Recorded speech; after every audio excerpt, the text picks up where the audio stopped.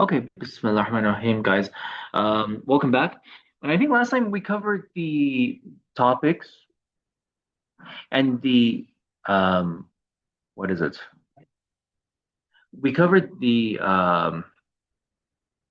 idea that's called contiguous and discontiguous imagination. Do you guys remember that? And it's not a very easy concept, like when you hear it for the first time, but once you get your head around it, it's pretty straightforward. So we were going into imagination in detail, um, especially this notion of contiguous versus discontiguous imagination, right?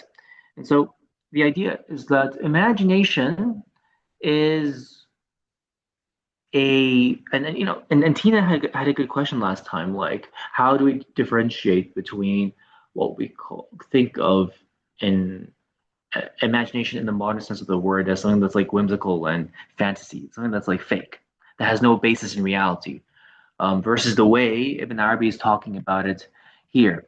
So, uh, yeah, no worries, Irvina. Not a problem, not a problem. Um, and thanks. So, I mean, first off, imagination, as Ibn Arabi discusses it, is a real ontological realm. Ontological means it's rooted in reality. So when we talk about a level of imagination, we're talking about a realm. Just as we talk about the physical world, we can see the physical world with our eyes and hear it and feel it, right? And likewise, there's a spiritual world, um, which any religion would consider to be real, whether it's Christianity or Buddhism or Islam, right? So that's pretty straightforward. But there's something in the middle that mediates between them, right? And sometimes, like, I get the impression that maybe Plato hinted at it as well. Wallahu alam. But it's called the realm of imagination. Um, it's not. It's not something that is. What's the word for like a fake imagination or fake imagination? It's not imaginary. It's not imaginary. Like it's all in our head. It's a level of reality that is as real as the physical world and the spiritual world, for Ibn Arabi at any rate, right? Yeah, illusion. Brilliant, Ravina. Thank you. So the realm of imagination is not an illusion. It's not illusion. It's not illusory. It's a real realm.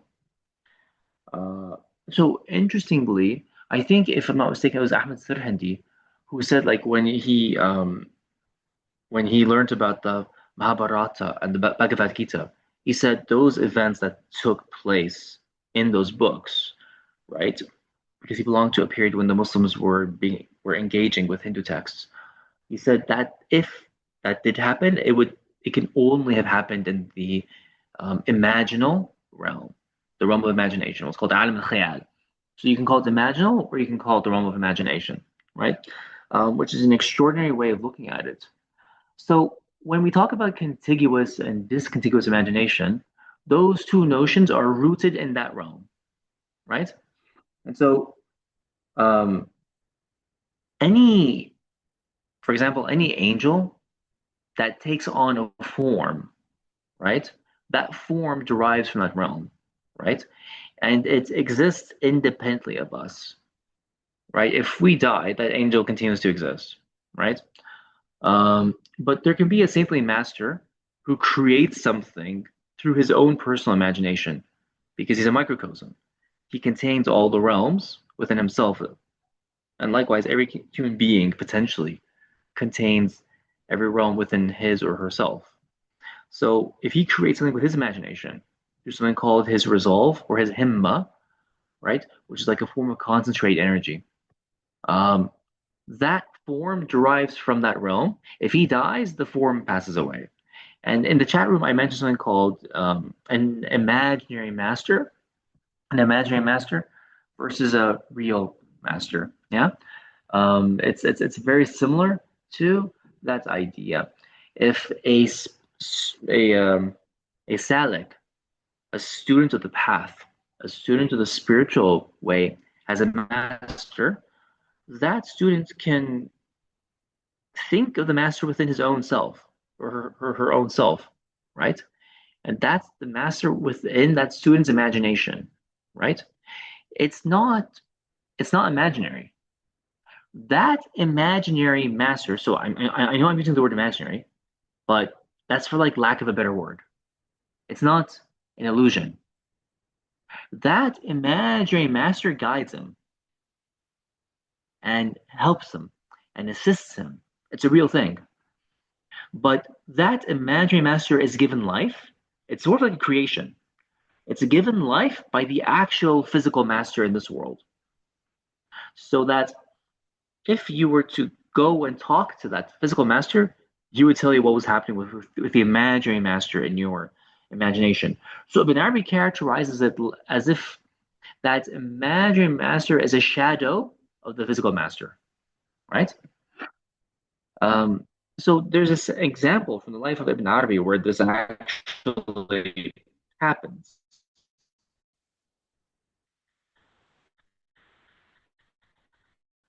Um, he has this upon the math. He walks upon the path of Moses. He walks upon the path of Musa alayhi salam, and so he has a Musawi personality and charismata.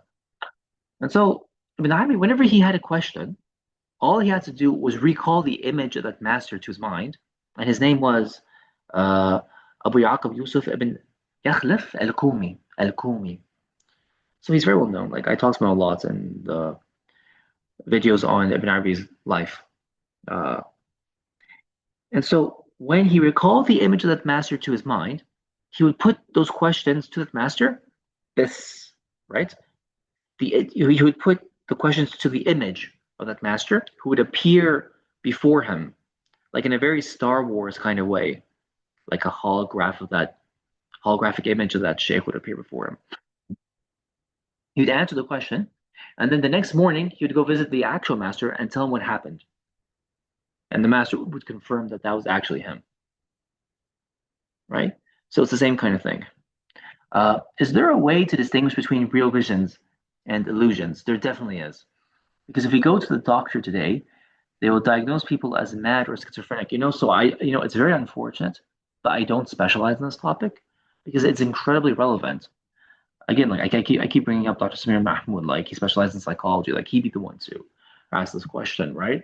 But for sure, I'm convinced that much of what psychologists diagnose as a pathology today or an illness would not have been viewed an illness in previous times. Not necessarily. It could be, but I'm sure that they are unable to distinguish. So definitely, uh, there is something spiritual going on there, and a real master would know how to help and assist the person who is undergoing certain psychological experiences that we would characterize as an illness today, but isn't necessarily purely an illness. Not necessarily, like hearing voices, for example, right?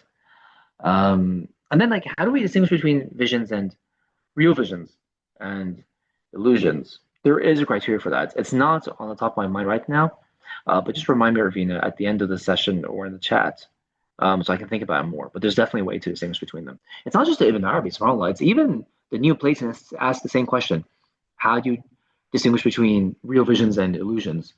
And they also have their own criteria. Maham, go ahead. And then after Maham, it's Hannah, yes.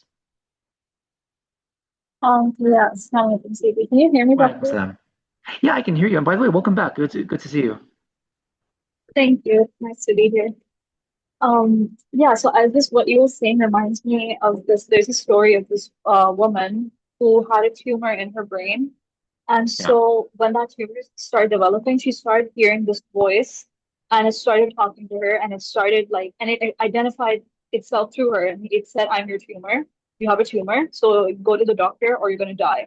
And it described itself as like the exact shape and size and the location in the brain. And so she went to her doctor and they did scans, and in the exact place they actually had that tumor. And the entire time when she had it and she was about to go for her surgery, all of that, like it kept talking to her and it kept kind of guiding her. And then after it was removed, the voice just disappeared. And so it just reminds me of how, like there's for sure like so much that like modern medicine just doesn't understand. And also like I think pathology Absolutely. happens, yeah, like this whole thing of apologizing in Western medicine happens according to how much of an inconvenience you are to other people. Like that's all that's like that a person is seen as. And so if you're inconveniencing people and they can't understand you, then it's pathologized that like, there's something wrong with you rather than it being seen as something larger. And again, like that's not to say that there aren't like times when a person is really genuinely suffering or like sick, but a lot of it, like, because there's like in my generation, people started identifying with like, having like being neurodivergent more and more.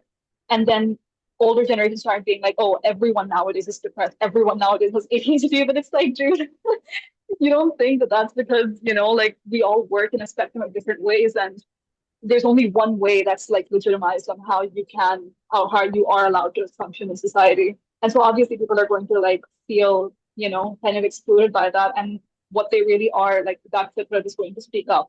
And so they're not going to feel Like subhanAllah, like what you just mentioned, I've heard that story before, but I don't recall where did I hear it from? Because I read the same story as well. Yeah, modern medicine doesn't know what to make about, doesn't know what to make of that because modern science has no conception of the realm of imagination. That's exactly it, and it's just like exactly what you're saying right now, subhanAllah. Um, yeah, but where did I read that story from? Because I read it too. Where did that come from? maybe I sent it to you. Maybe, subhanAllah. Maybe. Maybe it's possible. Yeah, thanks for sharing that. That's really relevant. Yeah, Hannah, go ahead.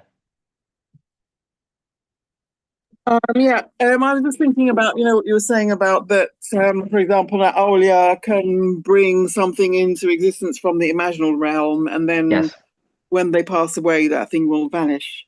yes. Then I'm thinking of the something else that the Aulia often say is that when the Aulia pass away, the Aulia Allah, I don't know, obviously maybe that's related to different ranks of Aulia Allah, but they have more when they've left the physical realm than they did before. So then I was thinking about that the thing disappears when they pass away, but actually when they pass away, they're more alive than they were when they were alive. So maybe is there a different sort of level? Perhaps some of the things that you know what I'm trying to get at. Some of the things Yeah, remain. yeah, Or, yeah. I don't know. I don't know. I totally agree with you. There are different ranks of LDF, but don't forget, even if like you argue that, let's say we're talking about a higher rank, someone's more powerful, when they leave the physical world, their attachment is still less. Like you may not have a desire to keep it because his attachment to the physical world is not severed, but it's definitely weakened, even if he himself grows in spirit. Do you see what I mean? Yeah, it actually also. Well, I don't know if it's completely irrelevant, but that was like they say that there was this massive tsunami, and remember that horrible tsunami that killed lots of people, and there was Mm. an awliya who passed away, and they said that well, Sheikh Nazim said that it was this awliya was holding that punishment, heavenly punishment, and when this person passed away, then the punishment came and hit people because that awliya had passed away. So that's Oh, another, oh. So that's a big topic. yeah. Yeah, not just the Minari, like the whole Sufism, like the saints, the awliya, are a protection against disasters Yeah. and blood and strife and the calamities. They are a protection against the calamities on earth because they are analogous to mountains. وَجَعَلْنَا How's it go in the Quran? Surah 78. وَجَعَلْنَاهُمْ أَوْتَادًا, something like that, right? Yeah. أوتادا. So the autad are mountains, but they're actually the word means pegs. Yeah. So like there's this um, weird question of whether mountains have roots, right? Which pegs the mountain into the earth, right? So those particular saints are compared to those kinds of mountains because Yeah. they stop the earth from shaking. because they act like pegs that stabilize the earth. If they're not there, then the earth just becomes completely destabilized, both physically and spiritually. So yeah, there's definitely certain awliya, and if it's not for them, then like we'd have even more disasters. And someone was Oh, saying, wow. I think it's Professor Chidek, that the reason we have like an increase maybe in corruption and calamities in our time is because there's fewer insan camel, fewer perfect men and women, right? Mm, mm, Um, so yeah, that's a completely irrelevant mm. topic and issue. It also reminds me of the, it's not just. Anyways, I don't want to get sidetracked, but you can ask me again Yeah. in the chat. But like I have a view about this with regard to what happened in Afghanistan as well. It's not just human beings. Okay, so Okay. Thank you. so let's move on, inshallah. In Karachi, there's this very famous shrine of a saint near the sea. Yeah, mashallah. So Karachi is protected from hurricane cyclones that keep forming in the Arabian Sea due to the presence of saints will come. That's completely possible, Maham. Yeah, mashallah. Thank you for sharing that. And if you find out what his name is, please share it in the chat as well, because I'm curious to know who that's what he is. Okay, dreams. Like other authorities before him who spoke of imagination, Ibn al-Arabi often cites dreams as the most common human experience of the nature of imaginal things. In dreams, we see things that are not things. We can say to someone, I saw you in a dream last night, knowing full well that the statement is not completely true nor completely false. What we saw was both the person and not the person. This is why imagination, the realm of imagination, is the greatest indicator of the reality of existence, because the reality of existence is ambiguity. Um, what we saw was both the person and not the person. It was our own self and not our own self. It was both this and that, or neither this nor that. Dreams are, in fact, a God given key to unlock the mystery of cosmic ambiguity. Okay, so he just said it. And the constant transmutation of existence, the constant recreation of existence. The new creation is never more clearly witnessed than in the world of dreams. I mean, I'm sure you guys would have found this in your own dreams. If you think about it, the only reason God placed, like, like the way images just change so quickly and you move so quickly from one place to another, that's a sign of that reality of the recreation of existence. Wow, St. Nicholas of von der Flu's were seen in the sky over Switzerland, stopping any stray bombers crossing to Switzerland from his grave. My goodness. And Sheikh Nazim liked St. Nicholas, if I'm not mistaken, Hannah. Or it's another one. No, it was Sheikh Nazim, Nicholas von der Fleur, and then also obviously St. Francis as well, mashallah. Yeah, They liked yeah. him. Mm. Oh wow. Yeah, yeah. Sheikh Nazim had like either spoke to Saint Nicholas or had a connection to him. Yeah. Yeah, extraordinary.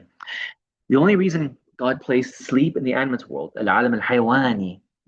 Animate is a good translation because the word haywan, so haywani means alive, but haywan means animal. So animate and animal are related to each other. So this is a good translation. The only reason God placed sleep in the animate world was so that everyone might witness the presence of imagination and know that there is another world similar to the sensory world. That's a really good point. When you dream, you kind of know intuitively, not through proof and demonstration, but intuitively that there is another world. Through the speed of the transmutation of the imaginal form, he calls the attention of intelligent dreamers to the fact that the sensory world of fixed, engendered existence, there are transmutations at every instant, even though the eyes and the senses do not perceive them, except in speech and movement. In other than these two kinds, people do not perceive the form of the transmutations and changes except through insight, basira, that is unveiling, or through sound reflection upon some of these forms, since reflection falls short of perceiving them all.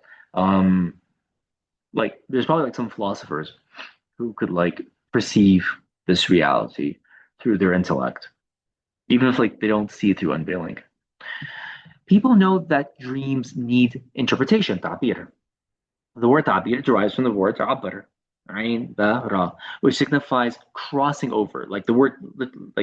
This word interpretation literally means in its root, and its etymological root, to cross over a bridge. Hence, to traverse, to ford, to pass. The interpreter, mu'abbar, is he who passes from the sensory form of the dream to the meaning, which has put on the clothing of form. From the same root, we have ibara, or verbal expression, which is a passage from understanding to exposition.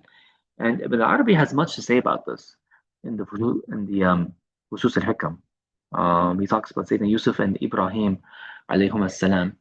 The Muslims have always considered dream interpretation an important science. It is mentioned as a prophetic science in the Quran, and the Prophet ﷺ himself used to practice it. So several hadith collections have chapters dedicated to interpretation and dream visions. It's true. Yeah. In one hadith, Ibn Arabi frequently quotes, the Prophet said, in a dream, I was given a cup of milk. So I drank it until I saw that even my fingertips were quenched. Then I gave the rest to Omar. When asked to interpret the dream, he replied, knowledge. Through the science of interpretation, a person comes to know what is meant by the forms of images when they are displayed to him and when sense perception causes them to rise in his imagination during sleep, wakefulness, absence, or annihilation. Reporting ikhbar about things is called expression, and interpreting dreams is called interpretation. This is because the expressor or the interpreter crosses over by means of what he says. In other words, by means of his words, he passes from the presence of his own self to the self of the listener, right? Hence, he transfers his words from imagination to imagination, since the listener imagines to the extent of his understanding. This is a fascinating point. I mean, here, he's talking about the interpretation of dreams, but then he moves on to talk about how you convey your interpretation to someone else, right? What you're doing is you're conveying your imagination to someone else's imagination, right? Um, which is a very interesting, nuanced point on the science of communication. Hence, he transfers his words from imagination to imagination, since the listener imagines to the extent of his understanding. Imagination may or may not coincide with imagination, that is, the imagination of the speaker with that of the listener. If it coincides, this is called his understanding. If it does not coincide, he has not understood. We only make this allusion to call attention to the tremendousness of imagination's level, for it is the absolute ruler over known things. When the nature of the cosmos is truly verified, the knower sees it to be a form of imagination, in need of interpretation like a dream. Among the traditional texts that Ibn Arabi cites to support this point is the well-known saying, usually attributed to the Prophet ﷺ, people are asleep, and when they die, they awake, or more literally, they come to attention. This, of course, is a gloss. This, of course, is a gloss on the Quranic verse, on the day of resurrection, every soul will come, along with it a driver and a witness. You were heedless of this, so we have now unveiled from you your covering, and your sight today is piercing. If you guys don't understand what that means, let me know. Ibn al-Arabi refers to some of these points in a short discussion of sleep in chapter 188 of the Futuhat on the station of dreams. Yeah. Dreams have a place, a locus, and a state. Their state is sleep, which is an absence from manifest sensory things that produces ease, raha, because of the weariness, tab, which overcomes the soul in this plane, in this state of wakefulness, because of motion, even if the motion is in pursuit of its own inclination. God says, we appointed your sleep for a rest. In other words, we appointed sleep for you as an ease in which souls can relax. What is the meaning of driver? That's a good question, Tina. I'm not 100% sure. Let me see. Day of resurrection, every soul will come along with it, a driver and a witness. That's such a good question, Tina. So remind me of that in the chat in WhatsApp so I can look it up. So this requires tafsir. This requires me to look at some exegesis. But like there's often like these descriptions of a driver on the day of judgment in the Quran, like drivers pushing people forward to some destination. Uh, Sleep is of two kinds.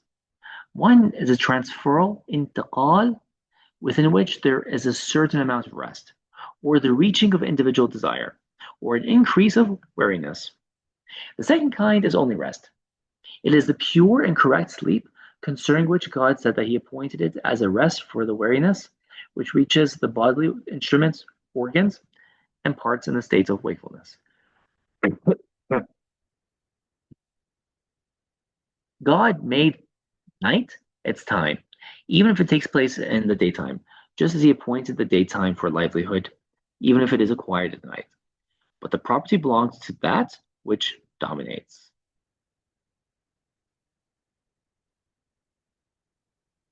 As for the sleep which is transferal, that is the kind within which there are dreams. The instruments of the soul are transferred from the manifest side of sense perception to its non-manifest side, in order, like from its outward to its inward, in order to see what has become established in the treasury of imagination, khizanat al-khayal, to which the senses have lifted up what they have acquired from sensory objects, and what has been formed by the form-giving faculty, which is one of the assistants of the treasury. What does he mean by to which the senses have lifted up? You know, um, the number of sensorial objects your senses have taken in the day, what you've seen, heard, felt, smelled, tasted, are lifted up in sleep to the realm of imagination, right? In order to, those are forms which then clothe the meaning that descends from the higher world of the world of spirits. And which is the faculty that is going to give this meaning form? It is the form giving faculty. It's literally called the قوة التصوير, the faculty that gives forms. And so that form giving faculty, which is one of our intellectual faculties, like memory and reasoning, that faculty is one of the assistants of that treasury. Okay, thus the rational soul, to which God has given ownership of this city of the human being, metaphorically, right, looks upon what has, so like this kingdom, looks upon what has been placed in its treasury, as is the habit of kings, who enter into their treasuries when they are alone to gain knowledge of what is in them. So the rational soul for Ibn Arabi is the king. If you look at all of these faculties, the rational soul ought to be the king and the ruler of your human city. If you make someone else the ruler of your city, that's called mutiny. Okay, like your passions, for example. To the extent that the instruments, alat, which are organs, and the assistants, which are the sensory faculties, have been perfected, there will be storing away, right? Hence, there are perfect treasuries, because the whole point of a treasury is to store food, for example, is to store useful things and save them. Because of the perfection of life and imperfect treasuries, as in the case of a man born blind, since the forms of colors are not transferred into the treasury of imagination, or the case of a man born deaf, since the form of sounds and verbal letters are not transferred into his imagination's treasuries. So if you have perfect faculties, then you'll have a perfect imaginary or a perfect storehouse of imagination. Moreover, although like people who are physically disabled in some way, they have this compensation, don't they? They're compensated with like superior faculties in other ways. Moreover, God discloses himself within this treasury in the forms and attributes of nature, as in the prophet's words, I saw my Lord in the form of a youth. So God reveals himself through this treasury of forms. I call this state a transferal because meanings are transferred from their disengagement, tajreed, from substrata, from substrata into a state of being clothed in substrata, which is the form image of the sensory thing that you experience in this world. Like the manifestation of the real in the forms of corporeal bodies, or of knowledge in the form of milk, or similar things, and so on, right? Dreams are interpreted, but that which is perceived by sense perception is not interpreted. However, when man ascends in the degrees of gnosis, of ma'rifah, of knowledge, he will come to know through both faith and unveiling that he is a dreamer in the state of ordinary wakefulness, and that the situation in which he dwells is a dream. Right now, all of you and me, we're dreamers. And what we're seeing is a dream, which therefore requires an interpretation. That is why God mentions various things which happen in manifest sense perception. Then he says, so take heed, or like literally go past beyond, literally interpret it. So God is talking about something that's happening in this world, and he's saying, interpret it, because this is a dream. We are in the matrix, no? And he says, surely in that there is a lesson, literally passing over a passage. He's using these words, ibara, it's the same one for dream interpretation. So surely in that there is something for you to interpret. Like he says that about the story of Moses and Pharaoh. So at the end of that story, he punctuates it with this verse, إِنَّ فِي ذَلِكَ لَعِبْرَةً. In that there is a thing for you to interpret and pass over. How? Pass over from the outward images of Moses and Pharaoh into the meanings in yourself. The Moses and Pharaoh in you. What is the Moses and Pharaoh in you? You've got to interpret it and see how that corresponds to you. What is your inner Moses and Pharaoh like? He says, cross over and pass beyond that of it, which has become manifest to you, and go to the knowledge of its non-manifest side and of the place from which it has come.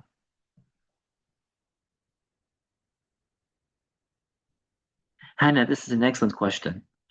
I do not know what is the meaning of the cat in this case, but maybe other people in the chat room can like offer a view. SubhanAllah. The Prophet said, people are asleep, and when they die, they awake, but they are not aware. Hence, we said faith, right? So have faith that you are in a dream, because people can't really see that unless you are like a Gnostic of some sort, and you can actually see that this is a dream. All of existence is sleep, and its wakefulness is sleep. So all of existence is ease. So now he's going through his usual logic, what some people call killing a metaphor, right? The cat is saying, "Pay attention to me." Yeah, alhamdulillah. All of existence is sleep, and its wakefulness is sleep. So all of existence is ease. Therefore, all of it is ease, because this is what he's talking about. Sleep is raha, it's ease. And ease is mercy, rahmah. For mercy embraces all things. And all things end up ma'al and mercy. Though there may be wariness along the way, it is a wariness and ease. The verification shows that the form, so it's like when he says it's a wariness of ease, you kind of like wonder to yourself, how is that the case? But he's implicitly referring to a hadith where the Prophet ﷺ said, if a man was to experience like every hardship and every pain and suffering in the world and be dragged on his face in this world, right, up to the day of judgment, and God gave him the life of living to the day of judgment, right, and every second of his life was pain. And then were God to take this man and dip him once into paradise, he would forget everything that happened, everything. And he would deem it something small. And the same is with hellfire. If you're given every pleasure in this world, and then you were just dipped once into hellfire, you would have forgotten every joy you experienced in this world. And you would have said, I never experienced any joy whatsoever. So verification shows, and then even the people of the fire have to end up in mercy eventually too. Verification shows that the forms of the cosmos, which belong to the real in respect to the name, the non-manifest, are the forms of a dream to the dreamer. This is God's big dream. The interpretation of the dream is that those forms are his states, God's states, nothing else. In the same way, the forms of the dream are the states of the dreamer, nothing else, right? When you see yourself in a dream, those are your states. Hence, he sees only himself, which goes back to wahdat al-wujud, the unity of existence, the oneness of existence. There is only God. So, since these forms are his own state, he's only seeing himself. This is indicated by his words, he did not create the heavens, the earth, and what is between them except through the real. And the real is himself. Hence, he says concerning the Gnostics, they know that God, he is the evident real. إِنَّهُ هُوَ الْحَقُّ الْمُبِينَ. He is the Haqq al-Mubin. That is the manifest real. For he is the one many, al-Wahid al-Kathir. He who takes heed of and passes beyond dreams will see a formidable thing. What he cannot perceive in any other respect will become clear for him. That's why the Prophet ﷺ, when he saw his companions in the morning, used to say to them, has any of you seen a dream? For the dream is a kind of prophecy, the buwa. As for the locus of dreaming, that is this elemental plane. It has no other locus. Angels do not dream. Interesting. Since dreaming belongs specifically to the animate elemental plane. So like he distinguishes this thing which you will come to at some point, I think not too far away actually. Like there's something called the natural world, there's something called the elemental world. The elemental world is a subset of the natural world. The angels belong to the natural world, even though they're made up of like celestial light. Barry calls what they have nature and natural. Elemental is like you're made up of earth, fire, and water and air, right? Angels aren't made up of those things. The only people who can dream are are the beings who exist on the elemental plane because they're made up of the four elements. So he says it has no other locus. Dreaming's locus in the divine knowledge is the transmutations and the forms of self-disclosure. So everything within which we are, the dream of the real. Wait, how should I read this? So everything within which we are, the dream of the real dwells in the ease of the disappearance of the wariness. I'm not sure I have that. So everything within which we are the dream of the real. Okay, that's what it is. So everything within which we are the dream of the real dwells in the ease of the disappearance of fatigue and weariness. Nothing else. Since like we exist in the realm of transmutation and the realm of the recreation of the cosmos constantly at each moment, what is disappearing at each moment? Fatigue and weariness, right? As for the place that is within, so as for the actual place that is within the sphere of the moon specifically, in the next world, it is that which is within the sphere of the fixed stars. I don't know what he means by this last paragraph. So where is the place within which dreams take place? Well, he says dreams take place literally in the realm of imaginations. Like when you sleep and dream at night, your dreams are happening and taking place from the realm of imagination, the same place where God's vast earth is, God's wide earth, or the earth of reality. It comes from that place. So when he says that it happens within the sphere of the moon, I don't know what that means. Although that's an interesting question.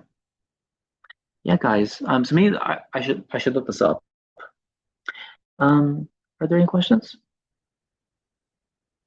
Could that be? Sorry, I'm trying to think about the sphere of the moon. I mean, he relates the planets to different prophets and things like that at some point, doesn't he? Could it maybe something to do with that, or purely an astrological kind of thing?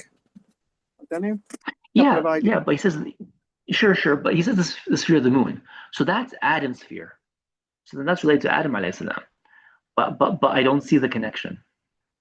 He says that dreams where is the place in which dreams take place? It takes place within the sphere of the moon. So yeah, I think you're sort of like brainstorming, Hannah, because each planetary sphere, so this is a good point you brought up, each planetary sphere is responsible for some cosmological function. You see? So where does creativity, inspiration, and writing come from? It comes from where?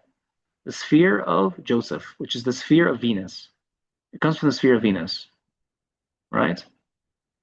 Whereas, like for example, like knowledge, and there's like 100 other things I'm missing. So probably dreams come from the sphere of the moon, is what it is, because each planetary sphere is responsible for a certain cosmological function. So thanks for bringing that up, Hannah. That's actually the answer. Thank you. Yeah.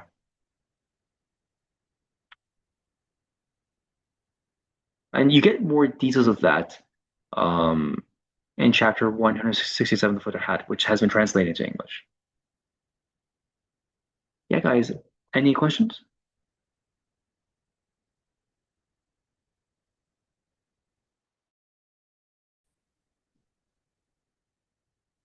Any thoughts? So we can probably carry on for another couple of pages. I mean, if we really carry on, we'll finish the chapter. And we'll get to the Supreme Barzakh, the Supreme Isthmus. Does anyone want to take over for me?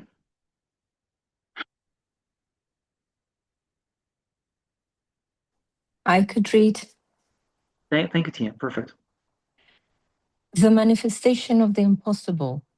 Understanding imagination is the key to various kinds of knowledge that are normally hidden from our rational minds, since imagination is able to combine opposites and contradictions. For example, only imagination provides the means to grasp the meaning of the revealed reports concerning life after death, reports which are full of logically impossible occurrences. After knowledge of the divine names and of self disclosure and all its all embracingness, there's no knowledge more complete than knowledge of imagination, for it's the centerpiece of the necklace.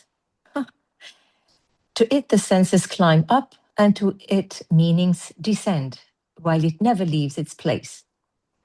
Through imagination, one perceives what is perceived in the garden. Its fruits are neither cut off nor forbidden, even though people eat them, nor are they prohibited from that. So people eat them without their being cut off, while the entity of the fruit remains on the tree. Tina, can I Everything just of stop this. you? Did you guys get that? No. Okay. In the Quran, it's mentioned about heaven and paradise. May you all go there, inshallah, and make it to there, inshallah. I mean, uh, there is a garden, right? Which has trees and fruits. So in the Quran it says, لا مقطوعة ولا ممنوعة. It is neither cut off nor forbidden.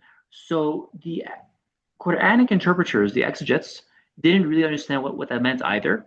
So in their interpretation, what it means is it's not cut off by the seasons. Because you know how like certain fruits only grow in certain seasons? So like let's say it's a winter fruit, it's not cut off by the summer season, right? Nor is it forbidden. Like the fruits are not, there's no obstacle to you reaching the fruit from the tree and taking it, right? So that's how the Quranic interpreters have interpreted that verse. Yeah, Hannah, go ahead.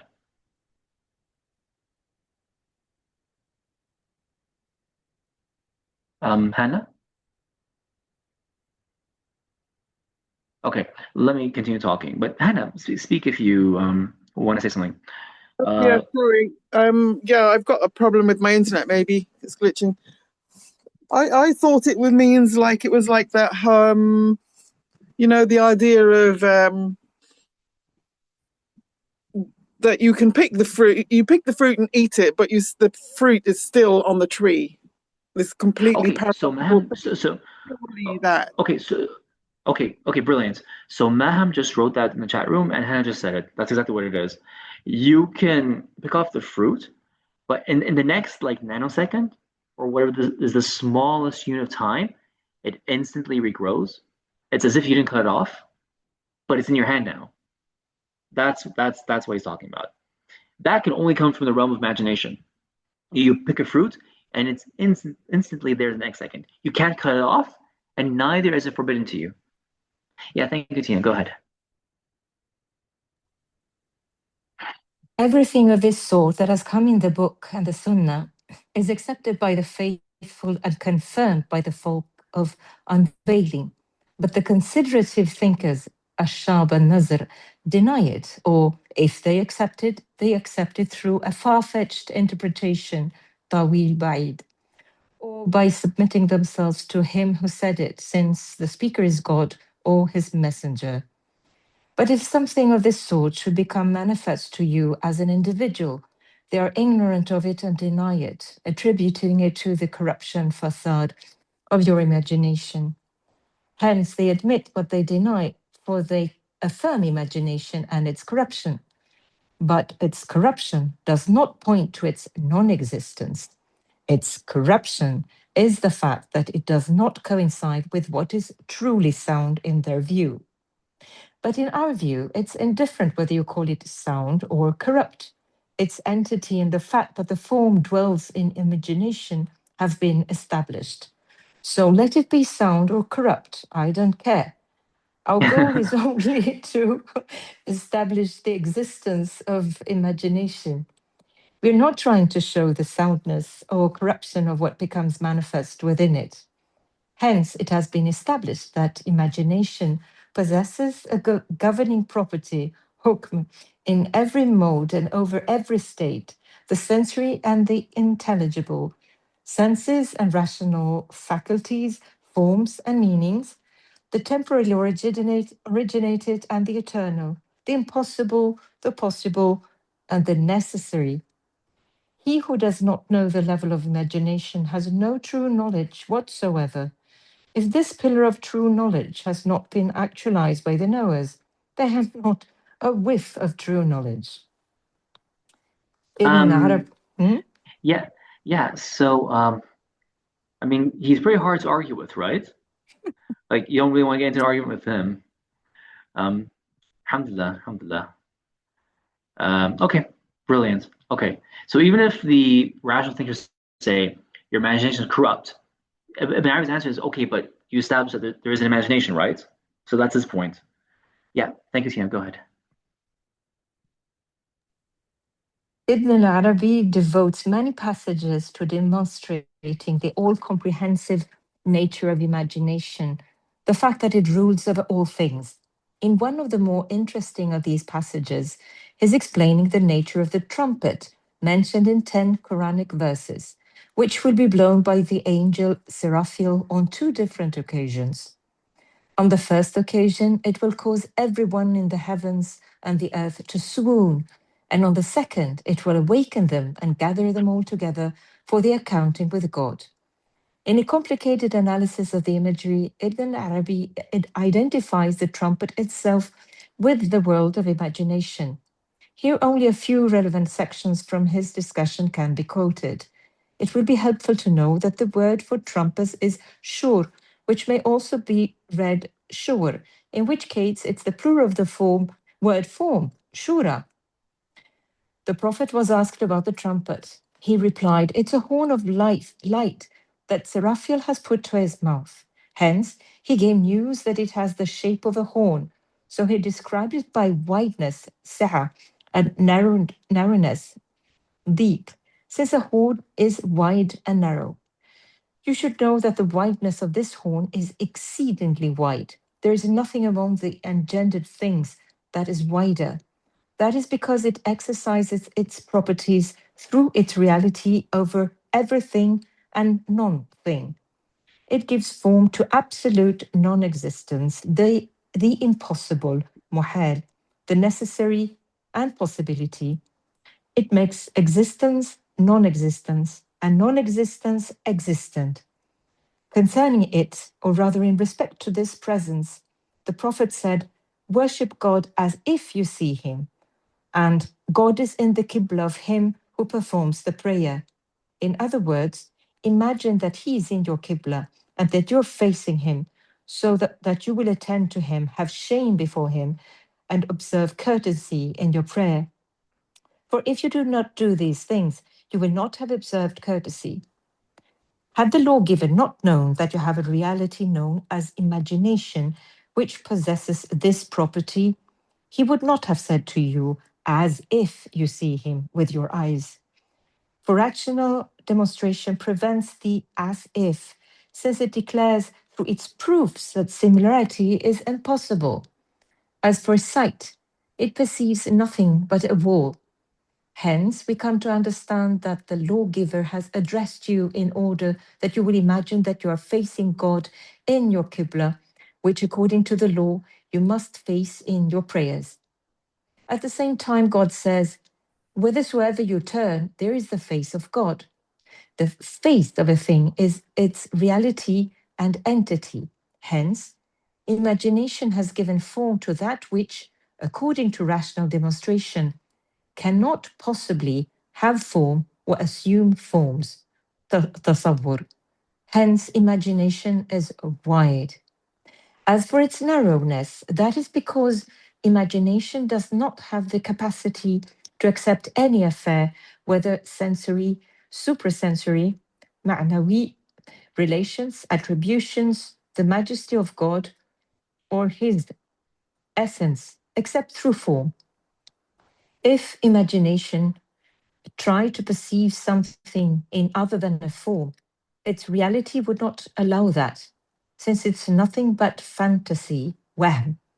That is why it has the greatest narrowness, for it can never disengage meanings from substrata. Hence, sense perception is the nearest thing to imagination. Since imagination takes forms from sense perception, then it discloses meanings through those sensory forms. This derives from its narrowness. It's narrow in order that nothing may be described by lack of delimitation, by non-delimitation in existence, and by he performs whatsoever he desires, except God alone, but about whom it said nothing is like him. Imagination is the widest known thing. Yet, in spite of this tremendous wideness by which it exercises its properties over all things, it's incapable of receiving meanings disengaged from substrata as they are in themselves. That is why it sees knowledge in the form of milk, honey, wine, and pearls. It sees Islam in the form of a dome and a pillar. It sees the Quran in the form of butter and honey. It sees religion in the form of a cord. It sees the real in the form of a human being or a light. Hence, it's the wide, narrow, while God is the wide absolutely, the knower of that in which he creates his creatures. Tina, can I just stop you there for a second? Because there's Mhm. so much going on here. Okay. Yes. What does it mean to say the imagination is incapable of receiving meanings disengaged from substrata as they are in themselves? What does that mean? So, like when you see knowledge, when you see milk in a dream, which is knowledge, right? If we take that example from the hadith, it means that milk as an image is kind of like an intervening barrier between you and the actual meaning of knowledge itself. The image of the milk is meant to assist you in crossing over to the meaning, but the imagination can't give you the spirit of meaning by itself to you. But human beings, spiritual human beings, perfect human beings, are capable of accessing the world of spirits and the world of meanings, which is above the world of imagination, and perceiving knowledge as it is in itself. It's just that we can't talk about knowledge as a disengaged substrate. Like, what does disengaged mean? It's disengaged from a form, right? Because in our philosophy, in our view of the world, philosophical view of the world, meanings have a reality. We don't invent meanings, we discover meanings, right? Modern man and woman believe that they invent meanings. No, you discover meanings that are already there, rooted in a higher reality. So that higher reality cannot be accessed by imagination except through a form. So that is imagination's, if you like, deficiency. So that's what he means when he says that. It is incapable of receiving meanings disengaged from substrata as they are in themselves. But the human spirit, if it wishes to ascend to that realm, can perceive meanings as they are in themselves without the assistance of an image to cross over. Yes, Hannah, go ahead. So how does this relate to his statement on page 119 where he says that the tremendousness of imagination's level, for it is the absolute ruler over known things? So is this just relating it to the substrata? It's the absolute ruler over the substrata as in the known things, or what does it, No, how does that no. whole thing relate to No, itself? no. So for sure, imagination is the ruler over substrata, but it is also the ruler over meanings, right? Just because it is a ruler over something doesn't mean that it is like absolutely perfect in every way. It is the ruler over meanings. Why? Because you and I cannot talk about a meaning without reference to some form of that meaning. So imagination intervenes and says you're not going to get access to this meaning without you're not going to speak about it. Sorry, let's put it that way. You're not going to speak about or have a discussion of this meaning without reference to some form. You're not, you know. Um, so imagination is a reality that impacts every level of reality and everything. That's why it's called the absolute ruler. But it's still deficient in other ways. And we say this because we know that who has no deficiency in the absolute sense? That's God, Allah subhanahu wa ta'ala. That's why we say that. Even though imagination is exalted, it has its weakness, so that is its weakness. Um, which is why the philosophers or the Sufis who have access to the world of meanings as it is in itself, they are superior to people who only can have access to those meanings through forms, right? Um,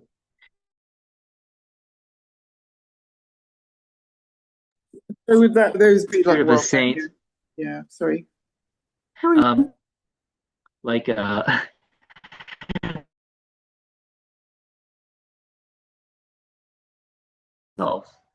Whereas a person who can only perceive divine meanings in form, right? That's a kind of a deficiency in some way because he is requiring some kind of assistance to access that divine meaning, right? But nevertheless, God has given us imperfect people permission to use the imagination. I want to go back to the previous paragraph because I wanted to say something, but then the internet cut me off. I don't know if that has a meaning or not, but I'm going to go with it anyways. So, Bismillah. So, worship God as if you see Him, right? Like that was a clear piece of writing, and I've talked about this in other places. This is prophetic, literal permission to give God physical form in the imagination, just not in outward reality, not outwardly. So, like as Muslims, we're not allowed to carve images of God, but you can do that in the mind, in the imagination. That's okay. And so each believer, and Mary talks about this elsewhere. So does the Emir Abdul Qadir al-Jazairi. This is connected to beliefs. So a Christian is permitted to worship God as Christ in the imagination. That's permissible. And a Hindu sees God as Krishna or someone else in the imagination, and so on and so forth, whichever deity it is, right? And because a Muslim possesses um, certain Quranic verses that indicate wherever you turn, there's the face of God. So Islam possesses all modalities of the God image. So for a Muslim, he or she can see God in any form in the imagination and worship God through that image as if you see Him in order to have presence with Him in whichever divine image that exists. That's an explicit permission that's given.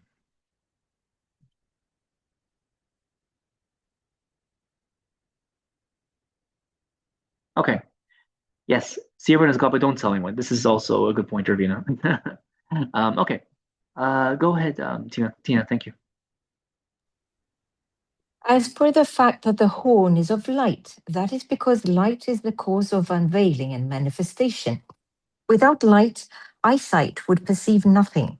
Hence, God made imagination a light through which the assumption of forms by all things, whatever it might be, as we said, may be perceived. Its light penetrates into sheer non existence and gives it the form of an existence. Hence, imagination is more worthy to be called light than all other creatures described by luminosity. Its light does not resemble other lights, and through it, self disclosures are perceived. This is the light of the eye of imagination, not the light of the eye of sense perception. So understand, for this will benefit you by giving you the knowledge of the fact that imagination is a light. And you will know that imagination hits the mark, and thus you will be distinguished from him who does not know. He who does not know is the one who says, "This is corrupt imagination." That is because this person lacks the knowledge to perceive the imaginal light which God has given to him. In the same way, this person accuses sense perception of missing the mark in some of its perceptions. But its perception is correct, since the judgment belongs to something else, i.e., the rational faculty, not to it. That which judges misses the mark, not sense perception. Imagination is the same way. It perceives through its light what it perceives, but it has no judgment. The judgment belongs to something else, that is, the rational faculty. Hence, missing the mark cannot be attributed to imagination, for there is no corrupt imagination whatsoever. On the contrary, all of it is sound. As for our companions, they have been mistaken concerning this horn. Most of the rational thinkers have made its narrowest part the center, while its highest and widest part they have made the supreme sphere, above which there is no sphere. They have held that the forms which it contains are the forms of the cosmos. Hence, they have made the widest part of the horn the highest part of the cosmos, and the narrowest part the lowest part of the cosmos. But the situation is not as they have supposed. On the contrary, since imagination, as we have said, gives form to the real and to everything in the cosmos below him, even non-existence, its highest part is narrow, while its lowest part is wide.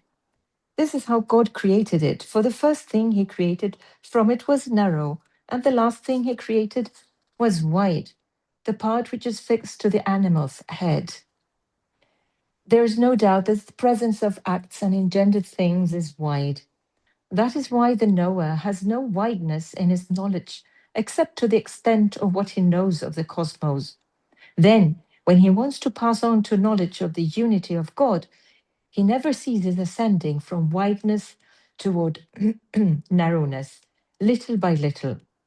The higher he ascends in knowledge of the essence of the real through unveiling, the fewer his sciences become.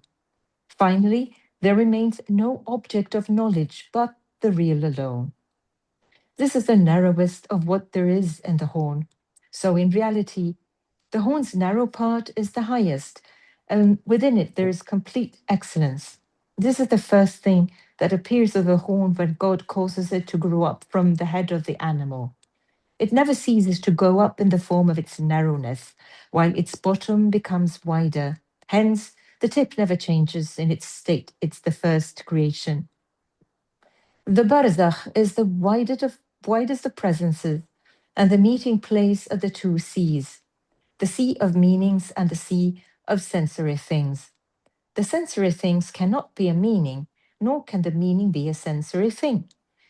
But the presence of imagination, which we have called the meeting place of the two seas, embodies meanings and subtilizes the sensory thing. It transforms the entity of every object of knowledge in the viewer's eye. So it's the self-ruling ruler, al-hakim al-mutahakkim, that which rules and is not ruled over, even though it's a creation. Okay, and let's just maybe stop there since perhaps we're out of time. I mean, if we go forward, we can finish the chapter. But yeah, guys. Yeah. I'll leave it to you. Do you want to finish the chapter or just do it next time?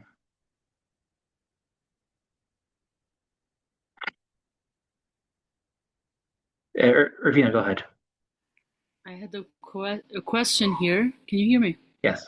Yes. Yes. Go ahead. When it says that, can you just scroll it a bit up? Yeah. That the sensory thing cannot be a meaning, nor can the meaning be a sensory thing.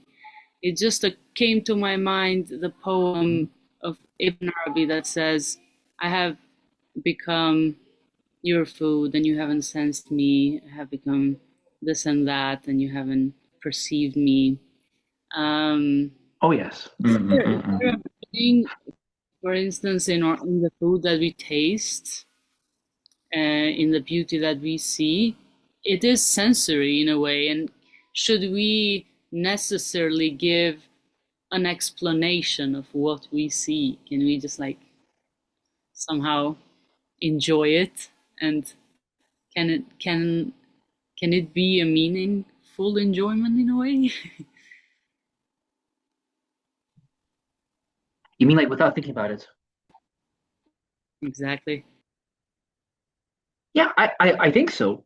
Like, no, in fact, like the most meaningful thing you can do is to be present. That was the point of that poem. The poem was called the Epiphany of Perfection, or the Self-Disclosure of Perfection, Tajali al-Kamal. Like you don't see me in what you eat, you don't smell me in what you taste, you don't smell me in the perfume you put on, right? That's an extraordinary poem. Someone should put it in the chat room. The best thing you can do, Irvina, is to have no thought and be totally present with that thing. But the thought can come afterwards. You know, it's like you're in a dream, you're present with the dream, then you wake up, and you're like, okay, let me interpret what I saw in the dream. And this, whatever activity you're doing, and then post activity, subsequent to that, you interpret what that was. You don't have to interpret in the moment. In fact, interpreting in the moment is a waste of time, actually.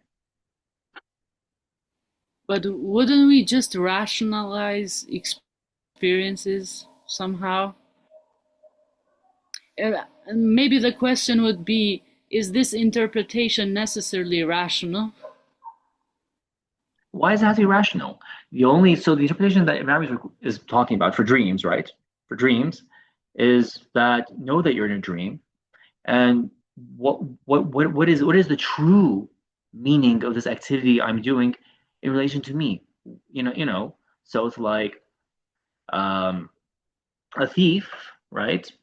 Might steal something, for example. Sorry, it's a stupid example, but he's enjoying the pastry he stole from a shop. So the outward form is pure pleasure, but the true interpretation of that dream has to be something else, right? Like something else is going on there. And so if he thinks about it, he'll realize that it's not about enjoyment. Something else is going on. Do you see what I mean? Yes, but in the beginning we said that all that we see is a dream, like everything. Yeah, That's when Hannah said, "Mention the cat." yeah, exactly. Exactly. Everything we see is a dream. So it requires an interpretation since it's a dream. But everything has its time and place. Um, like when you're saying rationalize, like I don't understand what you mean by the word rationalize. For instance, I was reading a book in Swedish, and then there was a guy who was a schizophrenic, and he would Yeah. just give interpretation to every single thing that happened to him in such a way that he became a paranoia, you know, and it just became too much somehow. He couldn't live a normal life just because Yeah. he signs. So okay, so he's imbalanced. Isn't that what it is? He Yes. has an he has an, he has an imbalance of sorts. And for sure, like this is an art and a science. It's an art of some sort. Like Ibn Arabi's point, of course, isn't to become obsessive. You don't have to interpret every single action. but you can become more aware of certain instances that occur in your life. So yeah, there's a balance to it for sure. And I have no doubt that like what you're describing is a very imbalanced, unhealthy thing, and that's not what he's talking about. That's not what he's talking about at all. No. Thank you so much. And you know, I'd love to continue the discussion further in the chat room because there's just so much to it.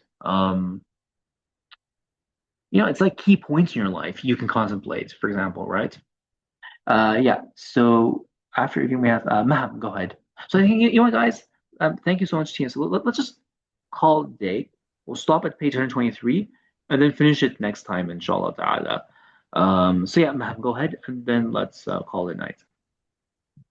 Yeah, but also like what we're talking about, like you have to kind of be balanced. I think it's also like it's important to know this, the fact that we are kind of, there like we are kind of using our perception on like everything that's happening in this kind of dream of an existence, and we're kind of giving meaning to it and everything because it's very that can also be an unconscious thing and it can get away from you, right? So like for me, like I can have like a tendency to get very like interpret things, but kind of always in like worst case scenario.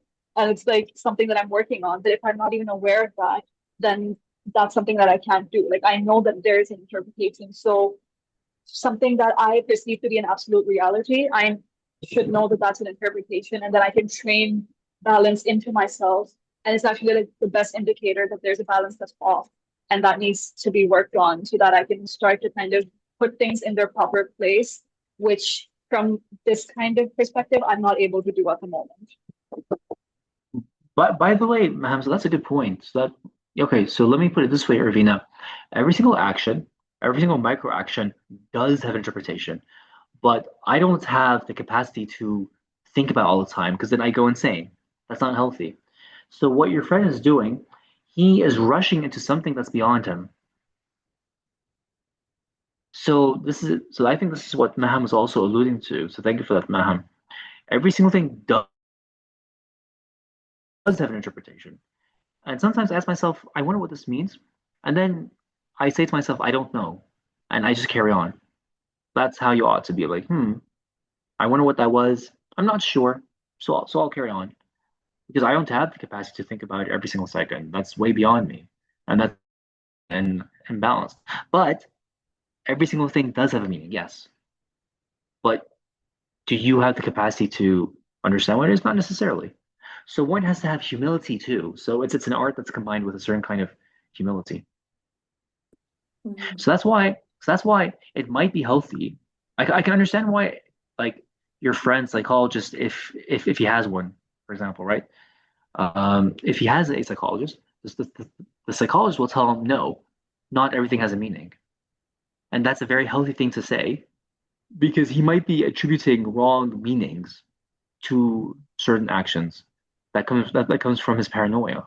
It's like, oh, this person's out to get me. That thing happened because someone's watching over me. It's like, no. Not like that. So a psychologist could very well tell him not everything has a meaning, for sure, because he's attributing a different kind of meaning to those actions. So framing plays a big part in meaning making as well. Thank you very much, Akli. That's exactly it. Okay. So let me stop recording here.